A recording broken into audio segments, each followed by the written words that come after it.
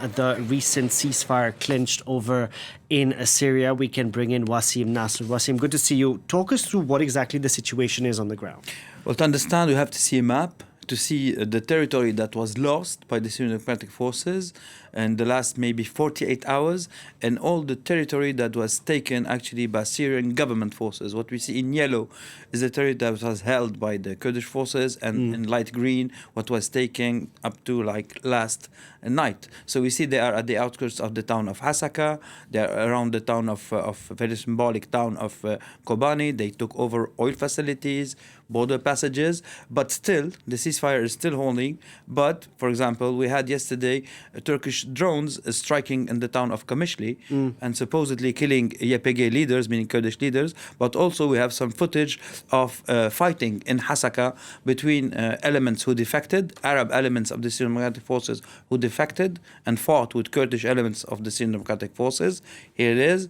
And we saw also a campaign of arrests in Hasaka led by the Syrian Democratic Forces against in actually the Arab neighborhoods. We should remember that up to now, all the fighting, the few fighting that happened was on Arab territory, on Arab areas. It didn't grinch yet or touch yet Kurdish populated areas. We should know also that yesterday night there was some arrests, many arrests among the Sunni clans between the people who were like working for the Syrian Democratic Forces and did not switch sides on time, and others who switched sides on time. Have the Kurds been abandoned by the Americans? Well, we cannot say that they were abandoned, since they were given many chances on many occasions since the 10th of March 2025 to jump into the train, if I may say so, the train of the new Syria. But they refused, and each time we have a ceasefire and we say it's a new deal or a new agreement. Actually, it's not. It's only mechanism to apply the deal of the 10th of March 2025. We have to remember that the Syrian Democratic Forces governed all this area, like three Syrian provinces, for more than 10 years, 10 years and 3 months to be exact, and they did not succeed in gaining the hearts and minds of the Arab population in this area. We have to remember that those areas are 80%, 90% Arab, and that 80% of the fighting force of the Syrian Democratic Forces was Arab.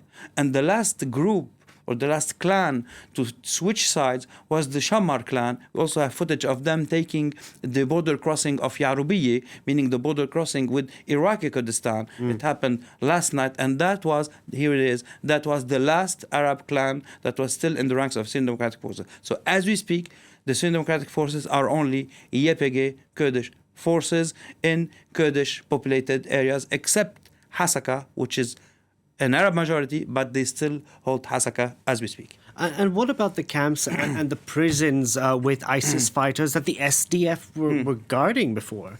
Well, actually, yesterday or the day before yesterday, the Syrian Democratic Forces left the camp of Al-Hol that we see here, the biggest camp with the Islamic State families, as it was said. The Syrian authorities entered the camp yesterday in the afternoon, and security forces arrived at night. We also have footage of the Ministry of Interior, the Syrian Ministry of Interior, sending the number 2 actually in the ministry. And as you know, Al-Hol is in a very remote area, so they sent him from Damascus to say that the focus is on holding security in this area. Some families got to escape. Some families were brought back in.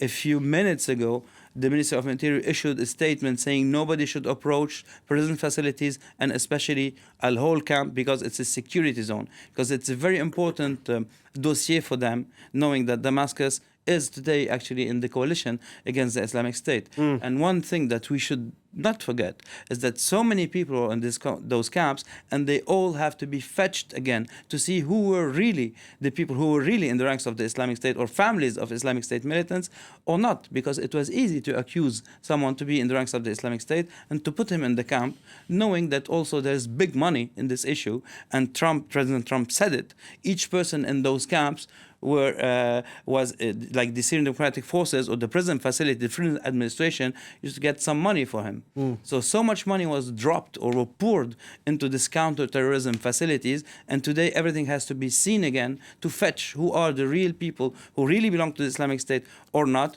knowing that foreign fighters and foreign commanders who were in the ranks of the Islamic State are mostly in the Ghuiran prison, which is in Hasaka city, guarded by US forces as we speak.